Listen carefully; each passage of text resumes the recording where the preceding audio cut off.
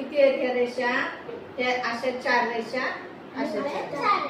आता या आपण 1 2 3 4 असे 4 4 झाले 16 गुण. आता याला आपण काय करूया? आडवी तिरकी रेषा मारू, इकडे एक मारू. आता काय करायचं आपल्याला? ज्या चौकोनामध्ये रेषा नाही त्याला काय द्यायचे? नंबर द्यायचे.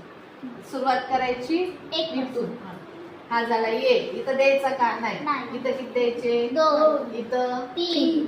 इथं द्यायचं नाही म्हणजे 4. हा इथे 5. 6 7 8 9 9 10 11 12 13 14 15. बरोबर झाले. आता काय करायचं? आपण ह्या ज्या रेषा आहेत मारलेल्या त्या खोडायच्या, पुसायच्या. आता बघा त्या रेषा आपण पुसायच्या.